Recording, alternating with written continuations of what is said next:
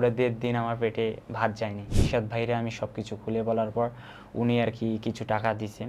বড় একটা আক্ষেপ হচ্ছে যে আমি ক্রিকেটটা দেরি করে শুরু করে ফেলি, যে আমি লিগ খেলিনি, আমার যোগ্যতাটা কোথায়, আমি যে ন্যাশনাল টিমে টপ লেভেলে বোলিং করব। স্কুলের যে হেড প্রধান উনি আমার ক্রিকেট খেলাটাকে দেখতে পেত না, উনি আমাকে ক্লাসে বিভিন্ন জায়গায় অপমান করতো। একদিন খেলার বিষয় নিয়ে আর কি ভরা স্কুলের মাঠে সবার সামনে আমাকে ঘাড় ধাক্কা দিয়ে বের করে দেয়। যিনি 100%ই সাপোর্ট দেন তিনি হচ্ছে আমার ফুফু। উনি আর কি যে টাকাটা দেয় ওই টাকা দিয়ে আমাকে একাডেমির বেতন দিতে হয়, বল কিনতে হয়, অনেকখানি নেট বোলিং করতে যাইতে হয়। এখনও আমার মনের ভিতর জেদ আছে যে আমাকে কিছু করতেই হয়, নিজের জন্য না হোক, আমার ফুফু, আমার মা বাবা, আমার নানা নানি, আমার পরিবারের দিকে চায় আমাকে ভালো কিছু করতে হবে। আসসালামু আলাইকুম, সবাই কেমন আছেন? নিশ্চয়ই ভালো। আজকে আমাদের এই গল্পটা ক্রিকেটারদের গল্প, এই গল্পটা ক্রিকেটের গল্প এবং এই গল্পটা জীবনের গল্প। বাংলাদেশ ক্রিকেট পাগল জাতি, যেখানে অলমোস্ট 15 কোটির বেশি মানুষ ক্রিকেটকে ফলো করে এবং ক্রিকেটারদেরকে ফলো করে। এই ক্রিকেট এবং ক্রিকেটারদের ফলো করার পেছনে অনেক গল্প আছে, যে গল্পগুলো আমরা জানি না, যে গল্পগুলা হৃদয় ছুঁয়ে যাওয়ার মতো।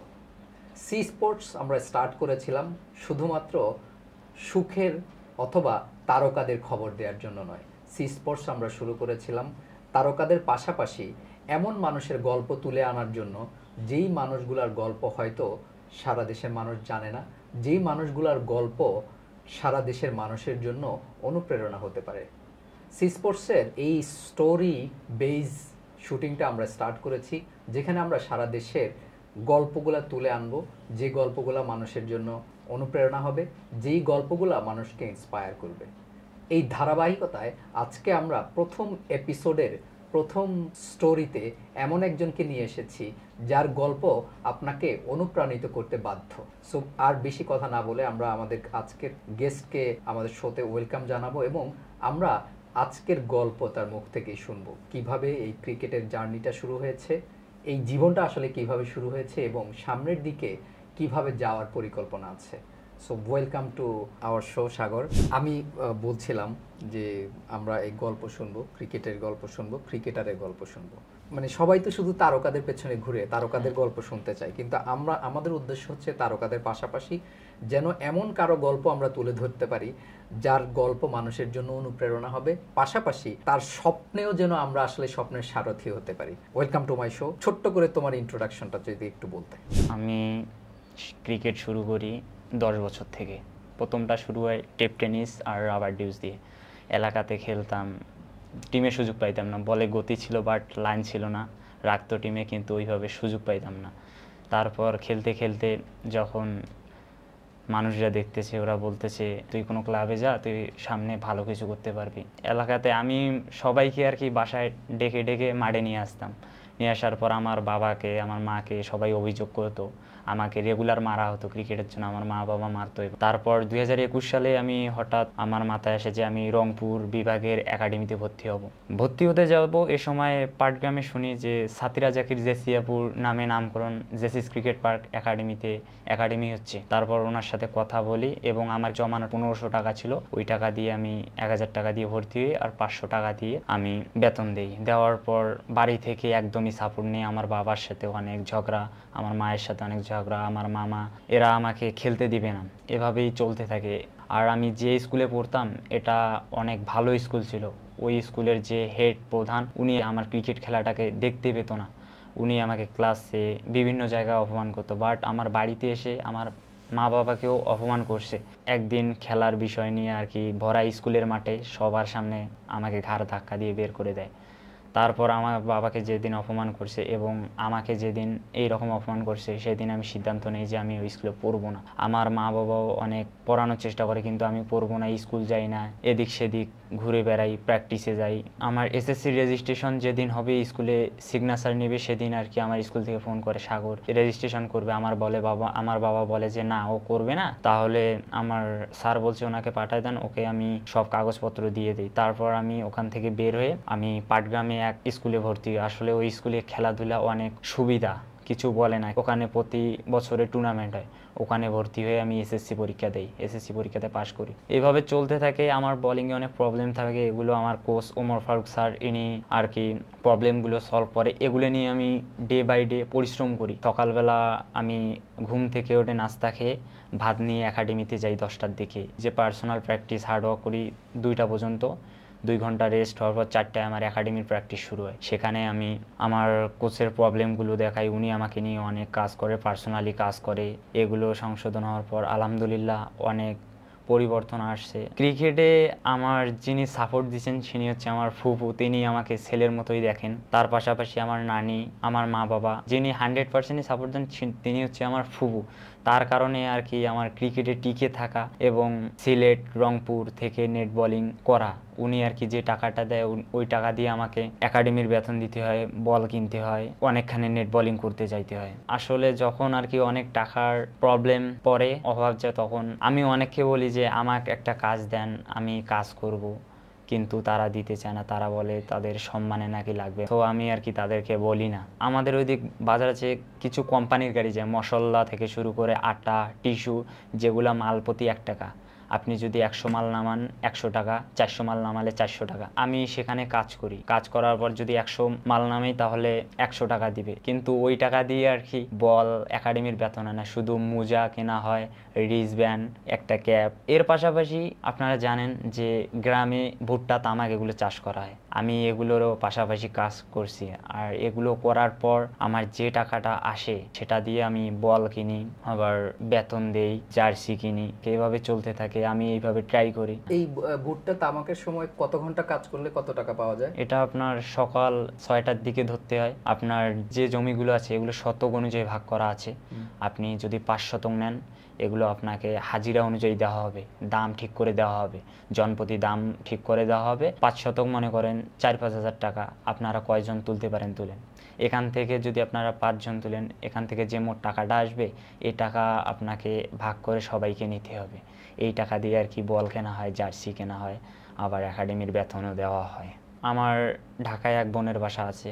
আসলে ঢাকায় তো থাকা খাওয়ার কষ্টের অনেক ব্যাপার। আসলে মানুষ বলে যে তোমাকে একবেলা খাওয়া দাওয়া হবে, কিন্তু এক রাত থাকার জায়গা দেওয়া হয় না। সো আমার বোন আমার জন্য যা করছে, খাওয়া দাওয়া থেকে শুরু করে থাকার জায়গায় পর্যন্ত কোনো কিছু অবশ্য বলে না। আমি আসি, 1 মাস করে থাকি, কাজ টাজ করে আবার যাই, আবার আসি, কখনো কিছু বলে না। আসলে ওনাদের প্রতি যে আমি কিভাবে ওনাদের ঋণ শোধ করব, কিন্তু আমি ওনাদের সবসময় পাশে থাকার চেষ্টা করব। জেসি আপুকে আমার বিষয়ে বলি, আপু দেখেন আমার তো এই সমস্যা, আমাকে একটা টিম দেন, আমি খেলবো। উনি আর কি ওইভাবে রেসপন্স করে না। আমি দেখছি আসলে ভালো সময় সবাই পাশে আসে, কিন্তু খারাপ সময় কেউ পাশে আসে না। 2022 সালে সৈয়দপুরে একটা টুর্নামেন্ট হচ্ছে, আমাদের একাডেমি থেকে টুর্নামেন্টটা নিছে। আমি তখন আর কি মূল পেস বলার একাডেমির। সো আমি খেলতে গিয়েছিলাম পরীক্ষা না দিয়ে, পরের দিন পরীক্ষা দিতে আসছি। আমার হেড টিচার আর কি অনেক শিক্ষকের সামনে এমনভাবে অপমান করছে আর কি, আমার খারাপ লাগছে। এখনও আমার মনের ভিতর জেদ আছে যে আমাকে কিছু করতেই হবে, নিজের জন্য না হোক, আমার ফুফু, আমার মা বাবা, আমার নানা নানি, আমার পরিবারের দিকে চায় আমাকে ভালো কিছু করতে হবে। বড় একটা আক্ষেপ হচ্ছে যে আমি ক্রিকেটটা দেরি করে শুরু করে ফেলি। আসলে অনেক ছেলে আছে যে 5, 6, 7, 8 বছরে ক্রিকেট শুরু করে। আমি ক্রিকেট শুরু করছি 15 বছর বয়সে। আসলে এজ লেভেলেও ওইভাবে খেলার সুযোগ পাই না। 16 একবার পাই, সেবার ক্যাম্প করি 1 মাস, কিন্তু টিম পাই না। এটা নিয়ে বাড়িতে অনেক প্রবলেম শুরু হয় যে খেলতে দেওয়া হবে না, তুই পাবি না। আমি অনেক বাবার সঙ্গে ঝগড়া করছি, অনেক কিছু করার পর এখনও আসি। আসলে নিজের লোকগুলো যখন বলে তোর মতো অনেক প্লেয়ার আছে যারা গ্রামে খেলে বেড়ায়, আসলে অনেক খারাপ লাগে, কিন্তু আমি বলি না। ভালো সময়ের অপেক্ষার জন্য আসি যে ভালো কিছু হবে। সো আমি এখনও হাল ছাড়ি নাই, চালিয়ে যাচ্ছি। আচ্ছা, এই যে এত কষ্ট করে ক্রিকেট খেলা এবং যেভাবে আমরা তোমাকে খুঁজে পাইছি, যে সিলেটের গল্পটা কিভাবে মাথায় এলো, এবং সিলেটের এই যে জাতীয় দলের কারোর সাথে যোগাযোগ ছাড়া সিলেটে চলে যাওয়া, এটা কিভাবে শুরু হলো, কিভাবে? আসলে কখনো কোনো নেট বলাররা ওইভাবে আর কি নেট বোলিংয়ের জন্য তাদের মাথায় ওইভাবে ন্যাশনাল টিম বা এনসিএল আরও বিপিএল এ বোলিং করার জন্য ওইভাবে মাথায় আনে না। যখন আর কি নেট বোলিংয়ের যারা দায়িত্বে থাকে তারা যখন বলে তারা আসে। আমি তো এখনও কিছু করতে পারিনি। আমার ফার্স্ট টার্গেট ছিল যে আমি নেট বোলিং করে ভালো কিছু করব। আমি যখন বাসায় ছিলাম বাংলাদেশ ন্যাশনাল টিম এবং নেদারল্যান্ড টিমের খেলা হবে এটা আমি আর কি জানতে পারি। জানার পর কি জেসি আপুকে পার্সোনালি ডেকে এনে আমার আগ্রহের জন্য ওনাকে অনেকবার ফোন দিছি, হোয়াটসঅ্যাপে মেসেজের পর মেসেজ দিছি, দেওয়ার পর ওনাকে আমি ন্যাশনাল টিমে নেট বোলিং করার জন্য করেছি। কিন্তু সিলেটে যারা দায়িত্বে ছিল তাদের ওইখানে বোলিং করতে গেছিলাম। বল কিন্তু ফার্স্ট দিন ভালোই করছিলাম, তবুও আমাকে অ্যালাউ করা হয়নি। যেদিন ন্যাশনাল টিমের ফার্স্ট প্র্যাকটিস হবে সেদিন আমি সবার কাছে ফোন দিই, সোহেল স্যার, আরও অনেকে যারা সিলেটের দায়িত্বে থাকে, তারা কোনো রেসপন্স করেনি। আরও একজন ভাই আছে জাকির, ওনাদের একাডেমিতে আমি ট্রায়াল দিছি। আমি যে হোটেলে থাকতাম তার পাশে উনি জব করতো। ন্যাশনাল টিমের প্র্যাকটিসের ফার্স্ট দিন রাতে 12টা পর্যন্ত ওনার সাথে কথা বলা। উনি আর কি আমাকে অনেক মোটিভেট করছে যে ভাই তুমি তো এখনো কোনো লিগ খেলো নাই, তোমার যোগ্যতাটা কই, তুমি যে বোলিং করবা। সো আমিও মনে মনে ভাবছি যে আমি লিগ খেলিনি, আমার যোগ্যতাটা কোথায়, আমি যে ন্যাশনাল টিমে টপ লেভেলে বোলিং করব। তারপর উনি বলল তুমি থাকো, দেখো শেষ পর্যন্ত কি হয়, এবং চেষ্টা চালিয়েছে। এবং আমি ন্যাশনাল টিমের প্র্যাকটিসে পরের দিন প্র্যাকটিস 2টায় আমি 12টায় গেছিলাম। টানা 3 দিন বৃষ্টির কারণে বোলিং করতে পারিনি। পরে আর কি বোলিং করছি 2 দিন আলহামদুলিল্লাহ, বাট ভালো হয়েছে। আসলে ওখানেও অনেক টাকা পয়সার দিক দিয়ে অনেক প্রবলেম গেছে। আমি সেখানে অনেককে বলছি, কেউ আর কি হেল্প করে নাই। আমার 2জন ফ্রেন্ড ছিল, ওরা হেল্প করছে। আর বাকি নাসুম ভাই, রিশাদ ভাই, অনি স্যার, আবার বিসিবি থেকে পরে আমাকে হোটেল দেওয়া হয়েছে। আসলে আমি রংপুর থেকে যখন আমি গোপালগঞ্জের উদ্দেশ্যে রওনা নিই, সব টাকা হিসাব করে নেই। গোপালগঞ্জে আমার টাকা শেষ হয়ে গেছিলো। গোপালগঞ্জে থাকা অবস্থা আমার নানিকে বলি আমাকে কিছু টাকা লাগবে। উনি বলে যে তুমি ঢাকায় আসো, ঢাকায় আসলে তোমাকে আমি কিছু টাকা দেবো। উনি আর কি 1000 দেয়, আর আমি একজনের কাছে 500 টাকা হাওলাত নেই। এটা দিয়ে আর কি আমি ট্রেনের টিকিট কাটি। কাটার পর সিলেটে যাই। ট্রেনে যাই আর ভাবি যে আমি রাতে কই থাকবো। যাই 500 টাকা ছিল, এটা দিয়ে আমি হোটেলে অনেক মিনিমাইজ করার পর 400 টাকা ভাড়া করছে। তারপর আমি একদিন থাকছিলাম। থাকার পর ফার্স্ট দিন দুপুরে খেয়ে গেছিলাম, রাতেও খাওয়া হয়নি। পরের দিন সকালবেলা প্র্যাকটিস ট্রায়াল দিতে যাব, সেদিনও নাস্তা খাওয়া হয়নি। আমার এক ফ্রেন্ডকে বলছি, ও বলছে যে আমি যদি টাকা পাই তোমাকে পাঠাই দিব। আমি বলছিলাম যদি পাই তাহলে তো দিব, আমি একবারে রাতে খেয়ে নেব। সেদিন রাতেও কিছু খাওয়া হয়নি, পুরো দিন আমার পেটে ভাত যায়নি। পরের দিন আমার একজন সতীর্থ আর আমার একজন ক্লাস 8-এর ফ্রেন্ড মিনাজ আর আহসান, এদের কাছে 600 টাকা নিলাম। নেওয়ার পর আবার প্র্যাকটিসে গেলাম। পরের দিন ওখান থেকে এসে 50 টাকার খিচুড়ি খাইছি। ওইখানে একবেলা খেলে আর কি 2 বেলার খাওয়া হয় না, হোটেল ভাড়াও দেওয়া হয় না। আমি ভাবলাম হোটেলে তো ভাড়া লাগবে, আমি দেখি কোথাও থাকার জায়গা খুঁজে পাওয়া যায় নাকি। আমি ওখানে হোটেলের পাশে এক মসজিদ ছিল, মানুষ তো মসজিদে থাকে, আমি ভাবলাম যাই কথা বলি। আসলে ওখানকার মহাজ্জানকে বলছি, উনি বলছে যে নিচে একজন থাকে, ওনাকে গিয়ে বলো। ওনাকে বললাম আঙ্কেল আমি তো এখানে খেলতে আসছি, আমার এই প্রবলেম, আমাকে একটু দেখেন, থাকার যাওয়া দেন। কয় এখানে তো আমাদের হাত নেই, মসজিদের কমিটি আছে, ইমাম সাহেব আছে, ওদেরকে বলো। আসলে ওদেরকে কথাটা বলার পর ওইভাবে আর কি রেসপন্স করে নাই। যিনি আর কি সিকিউরিটি দায়িত্বে থাকে উনি বলছে যে আমার যদি কিছু আর্থিক সাপোর্ট থাকতো তাহলে তোমাকে আমি আর্থিক কিছু দিয়ে সাহায্য করতাম। তো আমি কোনো ইয়ে না করে আল্লাহর উপর ভরসা করে হোটেলে থেকে গেলাম, যে ন্যাশনাল টিমের প্র্যাকটিস ওখানে যদি কারো কাছে চাই তাহলে যদি হেল্প পাওয়া যায়। প্রথমে তানজিম সাকিবরে বলছি, উনি আর কি ওইভাবে রেসপন্স করে নেই। উনি বলছে যার মাধ্যমে আসছে তার সাথে আগে কথা বলো, দেখি কি করা যায়। তারপর বললাম ভাই উনি তো ওইভাবে রেসপন্স করলো না। কয় ভাই এটা তো আমাদের দায়িত্ব না, এটা তুমি দেখতে পারো। তারপরে রিশাদ ভাইরে আমি সব কিছু খুলে বলার পর উনি আর কি কিছু টাকা দিছেন। কি যেদিন আর কি আপনার মাঠে ওরা নিজেদের মধ্যে প্র্যাকটিস ম্যাচ খেলে, আমি সেদিন ফিল্ডিং করছিলাম। উনি আমাকে সাইডে ডেকে নিয়ে গিয়ে বলে তুমি কোন হোটেলে আছো। আমি বলছিলাম সিলেট আম্বরখানায় হোটেল শাহ কামালে আছি। কয় ঠিক আছে হোটেল ভাড়া কত। আমি কই 400 করে। কয় ঠিক আছে তোমার 3-4 দিনের ভাড়া দিয়ে দেবো, তুমি আমার প্র্যাকটিস শেষে আমার ড্রেসিং রুম গিয়ে দেখা করবা। ওনার সাথে দেখা করলাম। তারপরে থাকার জায়গার প্রবলেম শুরু হচ্ছে আবার। ন্যাশনাল টিমের বুল্লা স্যারে জেসিএফের মাধ্যমে পরিচয় হয়ে নিলাম, নাম্বার নিলাম, ওনার সাথে আর কি পার্সোনালি দেখা করলাম। উনি বলতেছে তোমার বিকাশ নাম্বারটা দাও, আমি কিছু টাকা দিয়ে দিব, তুমি হোটেলে থাকো আর আমি দেখি এখানে কথা বলি স্টেডিয়ামে থাকার যায়। তারপরের দিন উনি আমাকে বলে এনসিএল এর অনি স্যার সিলেটে আছেন, পরের দিন সকাল 11টায় প্র্যাকটিস, তুমি ওইখানে যাও। অনি স্যারের সঙ্গে কথা বললাম, বলার পর উনি বলল তুমি মাজার গেট জিয়া হোটেলে যাও, ওখানে ইমন স্যারের নাম বললে আর কিছু বলা লাগবে না। তারপর চলে আসতেছি, উনি আর কি কিছু টাকা দিল। দেওয়ার পর আমি ওই হোটেলে 2 দিন থাকার পর আবার সিলেট থেকে ঢাকা ব্যাক করি। এটাই তো তোমার প্রথম বল করা ছিল জাতীয় দলের ক্যাম্পে। বৃষ্টির জন্য প্রথম 3 দিন বল করা হয় নাই। তারপরে যেদিন বল করলাম প্রথম দিকে কি অবস্থা ছিল এবং কাকে বল করতেছিল? তানজিদ তামিম ভাই, রিশাদ ভাই, তানজিম সাকিব ভাই, তানবীর ভাই, এদেরকে বল করছি। আমার ইচ্ছা ছিল যে আমি রিড কিভাবে করা যায়, কিভাবে থ্রেড বল করা যায়, আমি সেই চিন্তায় আছি। নিজের তো কনফিডেন্স তো হাই লেভেলের, যে বোলিং করব কিভাবে মারব তাকে আমার রিড করতেই হবে, থ্রেড বল করতে হবে। আসলে ওইভাবে আর কি করতে পারিনি। সো আলহামদুলিল্লাহ যেটা করছি এটাই। জাতীয় দলের নেটে বল করা হওয়ার পরে জাতীয় দল থেকে এখন ঢাকায় আসলাম, এখন থেকে সামনের দিকের পরিকল্পনাটা কি এবং কিভাবে এগোচ্ছে সবকিছু? আসলে আমি সিলেট থেকে যেদিন ঢাকায় আসি, নীলফামারীতে একজন ভাই আছে, ওনার সাথে 2 বছর আগে ঢাকা 3rd ডিভিশনের ট্রায়াল দেখা হয়েছিল। উনি একজন লেগ স্পিনার, রিশাদ ভাইয়ের বাড়ির ওইখানে বাসা, ওনার নাম মোস্তাফিজ। আমি উনি আর কি সিলেটে থাকা অবস্থায় হঠাৎ করে ফোন দেয়, বলে ভাই তুমি ঢাকায় যাও, আমি একজন কোচের সঙ্গে কথা বলছি, ওনার ওখানে প্র্যাকটিস করছি, উনি তোমাকে কোনো টিম দিতে পারে নাকি বল দেখে। সিলেট থেকে ঢাকায় আসলাম, আসার পর ফার্স্ট যেদিন ট্রায়াল দিব ওনার কাছে গেলাম, বাট বল এত বাজে করলাম যে বলার মতো না। সো আমি ভাবলাম যে আজকে খারাপ করছি তো কী হয়েছে, যে কয়দিন ঢাকায় আছি ওনার কাছে যাই। পরের দিন গেছি, উনি ব্যাটসম্যানকে নেটে দিছে, আমি বোলিং করতেছিলাম। মনের একটা আক্ষেপ ছিল ব্যাটসম্যানের উপর ঝাড়ছি, একটার হেলমেটে লাগাইছি, একটার থাইয়ে লাগাইছি। হেলমেটে লাগার পর ও আর কি ব্যাটিং করতে পারেনি, চলে গেছে। কোচ শুধু আমাকে দেখে হাসে, অন্য পাশের লোকরাও বলে যে বলের গতি আছে। তো আমাকে নিয়ে উনি পরিকল্পনা করতেছে যে 10টা পেস বোলার দরকার নেই, 10টার পেস বোলারের কাজ একটাই করবে। যে উনি বলছে যে তুমি খেলতে পারবা। আরও অনেক কথা হয়েছে। তারপর আমি বললাম ঢাকা 3rd ডিভিশন 2nd ডিভিশনে কতদিন আছে। উনি বললো ঢাকা 3rd ডিভিশনের 1.5 মাস আছে। আমি বললাম কোচ আমি কিছু দিনের জন্য যাই, দরকার হলে আপনার এখানে এসে 1 মাসের জন্য প্র্যাকটিস করব।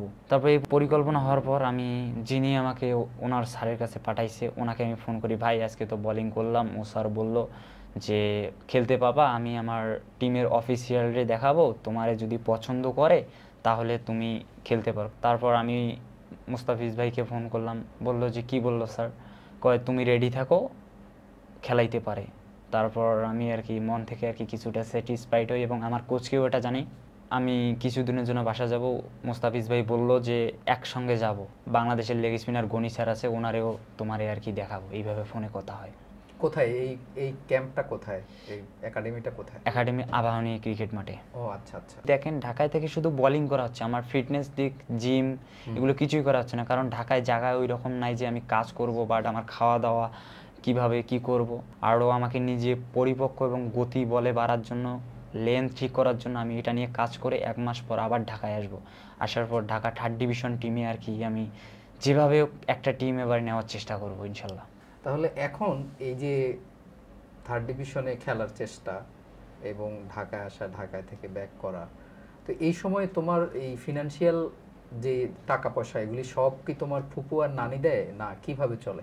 আসলে আমার বাবা তো বেকার, উনি আর কি কিছু করতে পারেন না, কৃষিকাজ করেন। আসলে খারাপ লাগে, তবুও আলহামদুলিল্লাহ উনি যে এখনো বেঁচে আছেন, ওনার মাধ্যমে যে সাপোর্টটা আমি পাইতেছি। আমার কোচও ওমর ফারুক স্যার, উনিও অনেক হেল্প করে যে তুই থাক, তোর বলে গতি আছে, তুই কিছু একটা করতে পারবি। আমার ফুপু আমাকে যেভাবে হোক, মানুষের কাছ থেকে টাকা হাওলাত নিয়ে হোক, যেভাবে হোক, যেখান থেকে পারে টাকা দেয়। বাবা মা ওইভাবে দিতে পারে না, কারণ বাবা মার ওইভাবে কোনো কাজ নেই। কৃষি কাজ আর কি সিজন 3টা আপনার, একবার তামাক, একবার ভুট্টা, একবার ধান। আসলে সিজনে সিজনে টাকা হয়, তাছাড়া আর কি বাবা ওইভাবে টাকা পায় না, তবুও মানুষের কাছে নিয়ে দেওয়ার চেষ্টা করে। এখন যে ব্যাক করবা, এই যে জিম, খাওয়া দাওয়া, এখানেও তো খরচ আছে, তো এগুলা কিভাবে? আসলে জিমে ভর্তি টাকাটা এটাও আমার ফুফু দেবে। আর খাওয়া দাওয়া আমার বাবা মনে করেন দোকানে বাকি করেন, এবং যে পুষ্টিকর খাবারগুলো লাগে উনি আমাকে রেগুলার এগুলো খাওয়ায় আর কি। আমরা তো একদম মোটামুটি সবই শুনলাম, এমন কথা কি আছে যেটা তুমি বলতে চাও, যেটা ধরো আমাদের তো সি স্পোর্টসের অনেক অডিয়েন্স আছে, তাদেরকে তুমি বলতে চাও, বা তুমি কোনো একটা মেসেজ কাউকে দিতে চাও, এরকম কোনো কথা থাকলে বলতে পারো। আসলে মেসেজ ওইভাবে দেওয়ার কিছু নেই। ক্রিকেটের যে অবস্থা, এক জোড়া স্টিল স্পাইক কিনতে গেলে ভালো কিনতে হয়, না হলে হয় না। স্পন্সর দিক বা কেউ যদি আমাকে এসব দিক দিয়ে যদি হেল্প করে, তাহলে আমি আর কি ক্রিকেটে আরও আগাই যেতে পারবো। আর বাংলাদেশের 17 কোটি বাঙালি থেকে আমার জন্য দোয়া করলে একটা সময় হয়তো আমি বাংলাদেশ ন্যাশনাল টিমকে ভালো থেকে ভালো জায়গায় নিয়ে যেতে পারবো।